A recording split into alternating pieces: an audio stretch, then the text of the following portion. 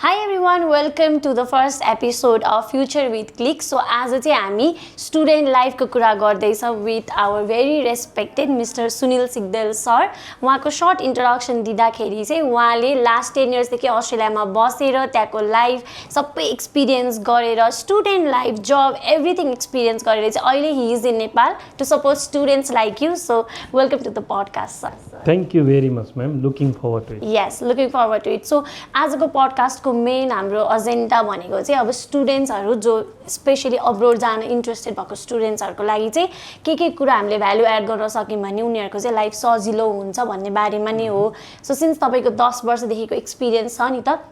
So I would like you to like tell कि स्टुडेन्ट्सहरूले के सिकेर जाने, लाइफ कस्तो छ अस्ट्रेलियामा, नेपालको स्टुडेन्टको लाइफ र अस्ट्रेलियाको स्टुडेन्टको लाइफ, बिकज तपाईँले अस्ट्रेलियामा गएर पनि पढ्नुभयो, नेपालमा पनि पढ्नुभयो. सो सर्टली भन्नुपर्दा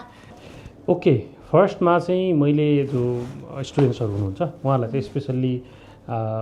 विदेश जाने कि नेपालमा पढ्नेबाट म सुरु गर्न चाहन्छु. किनभने म नेपालमा पनि ब्याचलर्स डिग्री नेपालमा गरेँ, त्यसपछि मास्टर्स गर्नको लागि अस्ट्रेलिया गएँ. मास्टर्स डिग्री अस्ट्रेलियामा गरियो होइन. यो दुईटाको फरक के छ र के गर्दाखेरि तपाईँहरूलाई चाहिँ अब डिसिजन गर्न सजिलो हुन्छ, किनभने अहिले +2 धेरैजना दिएर पनि बसिरहनु भएको छ नि त. अब +2 दिएर बस्नु भएकोहरूले सबैभन्दा पहिलो कुरा चाहिँ अब विदेश जाने कि नेपालमा पढ्ने भन्ने कुराको एन्सर खोज्नुभन्दा अगाडि उहाँहरूको इन्ट्रेस्ट चाहिँ के छ होइन, उहाँहरूले गर्ने चाहिँ के हो त वास्तवमा भन्ने कुरा पत्ता लगाउनुपर्छ. त्यो पत्ता लगाउन फेरि अब काम नगरिकन अथवा केही एक्सपोज नभइकन चाहिँ पत्ता लगाउन सकिँदैन होइन. कुन एरियामा पढ्ने, अब कतिले क्वेसन सोध्नुहुन्छ मैले +2 सकाएँ सर, अब आइटी पढ्ने कि इन्जिनियरिङ पढ्ने कि अकाउन्टिङ पढ्ने कि, अहिले फेरि मार्केटिङहरू पनि एकदम राम्रो डिमान्ड छ भनेर धेरैजना सोध्नुहुन्छ. मेरो फर्स्ट थिङ भनेको चाहिँ तपाईँलाई के गर्नु मन छ भनेर क्वेसन सोध्छु. त्यो क्वेसन सोध्दै गर्दा कतिपयलाई चाहिँ थाहा पनि हुँदैन. अब त्यो थाहा पाउनको लागि सबभन्दा बेस्ट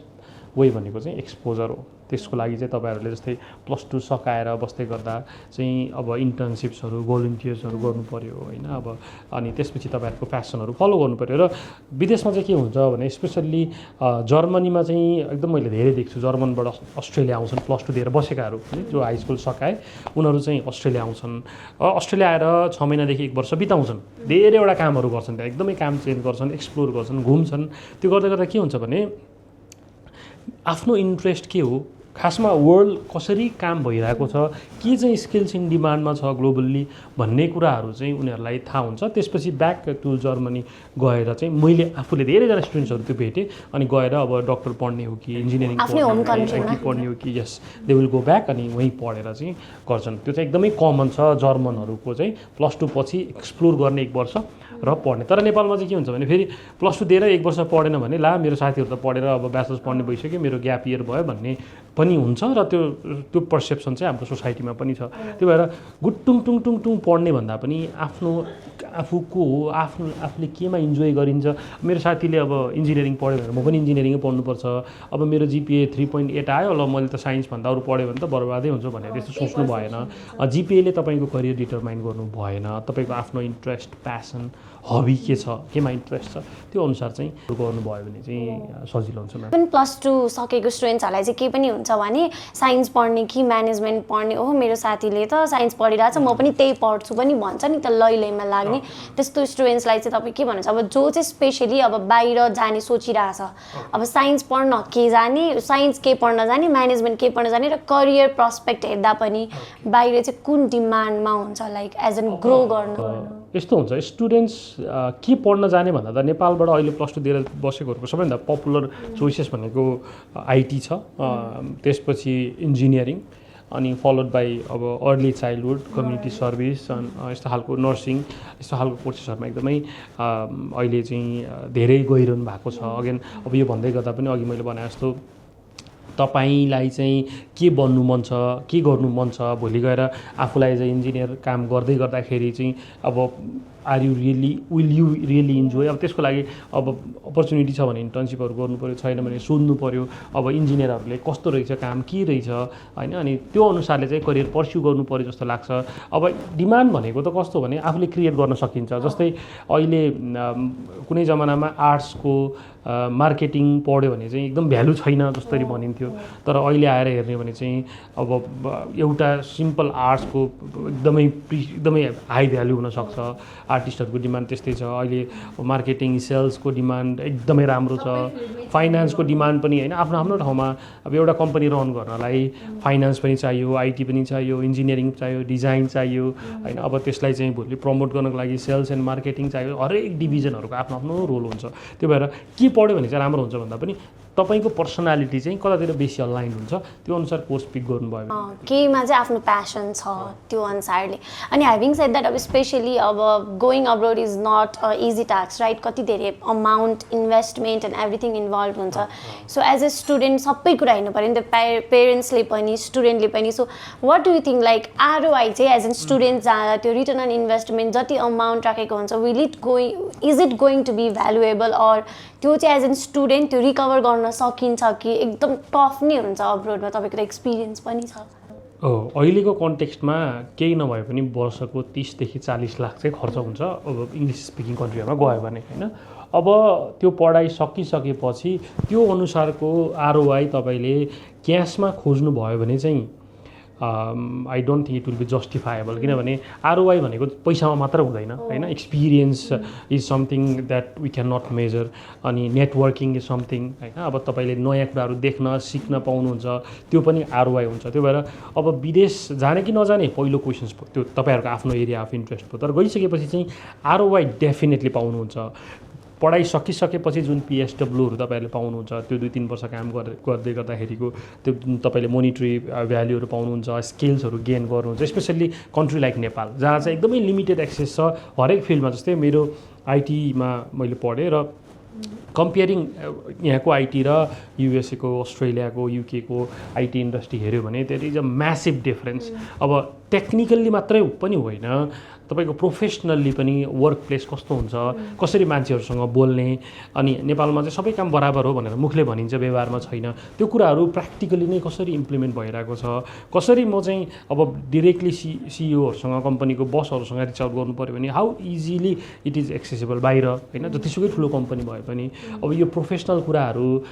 सानो कुराहरू हुन्छ नि जुन चाहिँ नेपालमा हामी बसिराख्यौँ भने हामी सिक्न सकिँदैन किनभने हामीले यहाँ सिक्ने भनेको त सोसाइटीबाट साथीभाइबाट हो त्यो भएर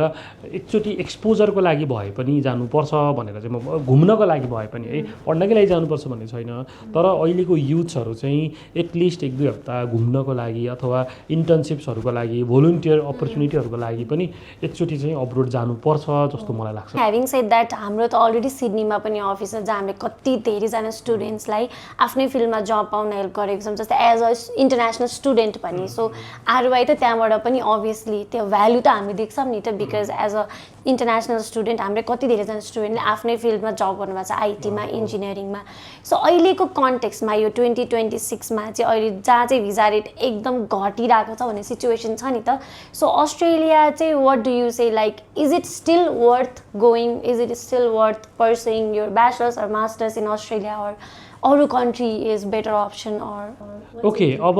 यस्तो छ म आफू अस्ट्रेलिया बसेको भएर मेरो एक्सपर्टिज भनेको बेसी अस्ट्रेलियाकै बारेमा म कुरा गर्छु र अहिलेको भिजा रेसियो पनि अब एज अ होल भनिरहेको छौँ हामीले तर भिजा रेसियो डिप्लोमा पढ्न जानेहरूको एकदमै नराम्रो छ वर्स नै छ ब्याचलर्सहरूको अझै त्योभन्दा अलिकति बेटर छ मास्टर्स पढ्न जानेको अझै बेटर छ र रिसर्च अथवा पिएचडी गर्न जानेहरूको त एकदमै राम्रो छ त्यो भएर एज अ होल राख्दा चाहिँ नराम्रो छ तर तपाईँ के पढ्न जाने भन्ने कुरा हो र सबै मान्छे अस्ट्रेलिया जाने होइन है अस्ट्रेलिया डेस्टिनेसन चाहिँ कसको लागि राम्रो छ तपाईँको जस्तै मानौँ तपाईँ आइटी पढ्न चाहनुहुन्छ भने first pick should not be Australia पढ्नको लागि चाहिँ द्याट्स माई एक्सपिरियन्स तपाईँ युएस जस्तो ठाउँमा जानु पऱ्यो जहाँ चाहिँ तपाईँले एकदमै technically you can learn a lot of things technically they are super advanced है त्यसपछि बल्ल तपाईँले सेकेन्ड प्रायोरिटीमा अस्ट्रेलिया राख्नु पऱ्यो है तर होइन तपाईँ चाहिँ यत्रो डायस्पोरा पनि ठुलो छ मेरो सबैजना अस्ट्रेलियामै हुनुहुन्छ र होइन काम गर्दै गर्दा पनि पैसा राम्रै कमाइदो रहेछ र मेरो प्रोफाइल पनि अहिलेको कन्टेक्स्टमा फाइनेन्सियल रिक्वायरमेन्टहरू एकदमै हाई छ त्यो भएर फाइनेन्सियल रिक्वायरमेन्टहरू पनि मेरो मिट हुन्छ सबैजना उतै हुनुहुन्छ म उतै जान्छु उतै एक्सप्लोर गर्छु र एट द सेम टाइम राम्रो युनिमा पढ्छु भनेर जानुहुन्छ भने I think it will be a wide choice त्यो भन्दै गर्दाखेरि सबैको लागि चाहिँ अस्ट्रेलिया होइन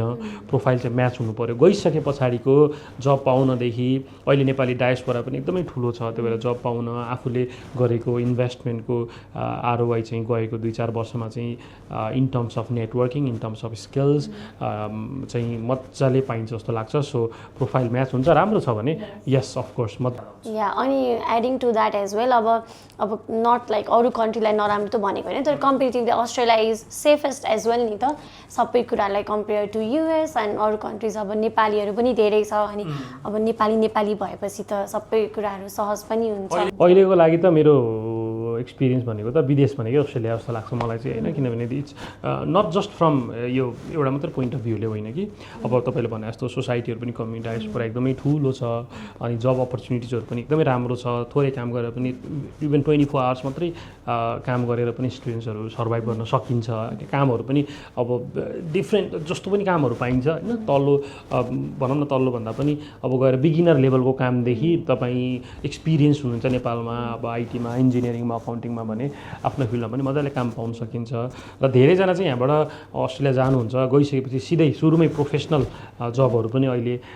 गरिरहनु भएको छ र त्यसमा चाहिँ हामीले पनि धेरैजनालाई हेल्प गर्न पाउँदा चाहिँ we are also really proud yes okay so a lot of information मलाई पनि कति धेरै हेल्प भयो बिकज मलाई पनि एकचोटि बाहिर एक्सप्लोर गरौँ भन्ने टाइपको नि सोच्यो सो एडिङ टु द्याट 5वटा या 4वटा 3वटा यस्तो स्किल्स जुन चाहिँ एउटा स्टुडेन्टले नेपालबाट जाँदै गर्दाखेरि चाहिँ एज एन इन्टरनेसनल स्टुडेन्ट जब पाउन नेटवर्किङ गर्न ग्रेजुएट भएपछि हुन्छ नि युनिमै जबहरू पाउन चाहिँ के स्किल्सहरू चाहिँ नभई नहुने टाइपको छ as a student as a student एकदमै चाहिने भनेको 3टा स्किल्स छ number 1 communication number 2 communication number 3 communication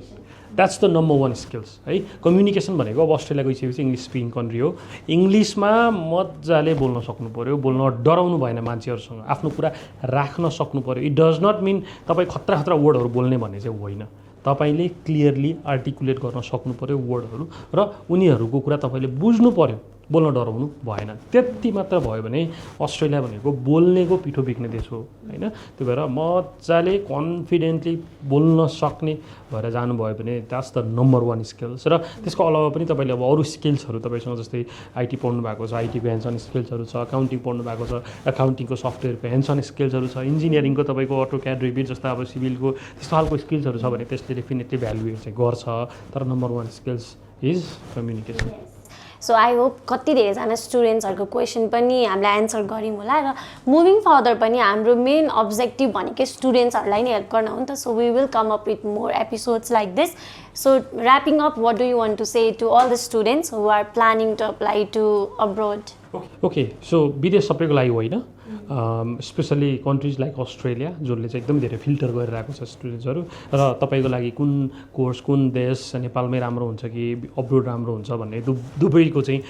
ड्रब्याक्स र एडभान्टेजेस प्रोज एन्ड कन्सहरू छ त्यसलाई राम्रोसँग एनालाइज गर्नु मेरो साथीले यो गर्यो भनेर चाहिँ तपाईँले त्यही गर्नु हुँदैन र पर्दैन पनि जस्तै तपाईँ रेस्टुरेन्टमा जानुभयो भने तपाईँको साथीले मोमो अर्डर गर्यो भने तपाईँले चाउमिन पनि खान सक्नुहुन्छ अथवा पिज्जा खान सक्नुहुन्छ अथवा समथिङ एल्स त्यो भएर आफ्नो टेस्ट अनुसार आफ्नो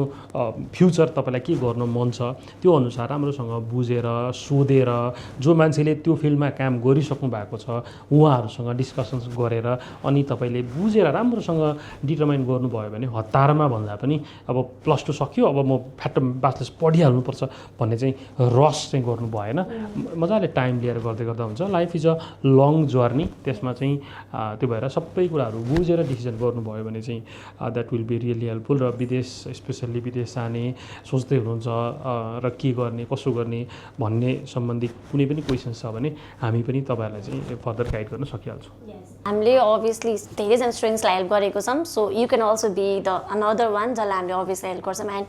thank you so much sir for your time I know you are very very very busy मैले कति मनाएर यो पडकास्ट गरेको हामीले because sir is very busy अनि he is such a amazing personality हामीले पनि आइडलाइज गर्ने मान्छे हो उहाँ so thank you so much for your time and we will come up with another video awesome thank you very much र hopefully see you all again by